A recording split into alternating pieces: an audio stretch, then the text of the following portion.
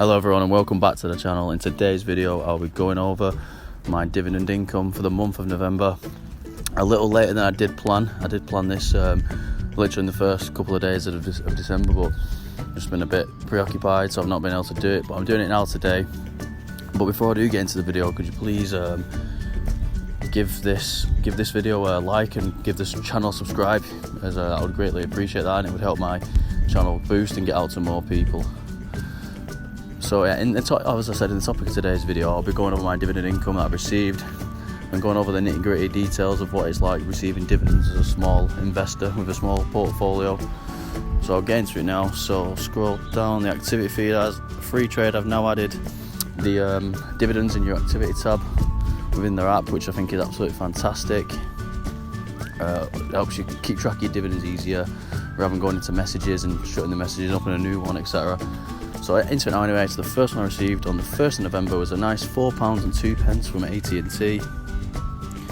AT&T, obviously the phone lines company, down 1.77% this month, but as you can see, I'm up around £50 overall from my 12 shares that I own. Average cost of £24.92. Yeah, AT&T, it's always good to receive the dividends when you're actually in the green with a stock anyway. And then on the same day, I received one from Verizon, which was around £3.23. Verizon, another phone lines company. Let's go back. There we go. Verizon, just there you can see they're up around. Yeah, it's about just under 2.5%. I own 8 shares with average cost of £45.82, and I'm up just a couple of pounds on my investment with Verizon. So there's 2 nice dividends received on one day, which was always nice. And I had to wait another 5 days for my next dividend, which was for 22p from US corporate bond and a monthly paying dividend stock, which again is fantastic to have monthly dividends. No matter how small they are, they still get reinvested, and it helps the compound interest gain. So US corporate bond, there you go, 2 shares that I own. They're down just 2.5% this last month, but I have the average cost of £42.08 for the 2 shares that I own. It's always nice to receive the dividend as well when you're in the red, for different reasons from when you're in the green. Next dividend was 2 days later on the 8th of November for Taylor Wimpey, who build new homes, and it was for 53p.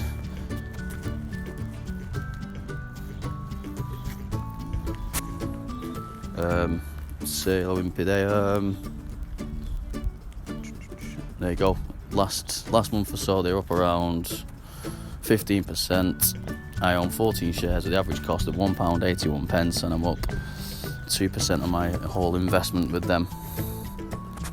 The next dividend I had to wait now. It was to do another week for my next one, which was worth the wait. It was a handsome dividend from AbbVie on the 15th of November. AbbVie, again, another great performance stock. My top holding in my portfolio, actually. You can see they're up, not much this month, but overall the last few months they are up. I own 6 shares with the average cost of £57.65, and I'm up just under £60 on my investment. It's a handsome £4.20 dividend there from AbbVie. And the next dividend I received on the same day from Colgate, a dividend of £1.41. Colgate, who have actually been struggling for me the last month or so, but last few months, but last month they've picked up 3%. So I own 5 shares with the average cost of £57.94, and I'm down 10% on my investment, or £30, whichever you want to see it. And then the last dividend I received in the month of November was an 80p dividend from Starbucks. Starbucks, again, they've been not doing the best the last 2 months, I'd say, but in the last month overall they've picked up 5%. And I did buy my share. I bought a share for just after the ex-dividend date, so I only got the dividend for 3 shares, not 4.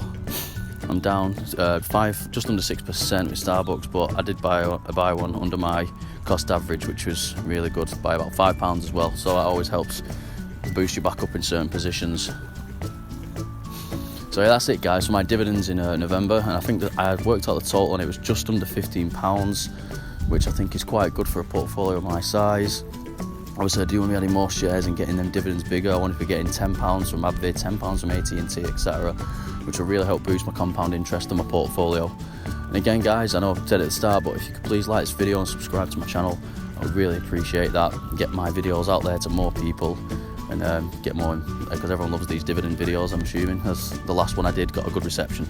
So anyway, guys, get in the comments as well and let me know what you think of the dividends, if you're impressed with them or not. Okay, guys, enjoy the rest of your days. Bye.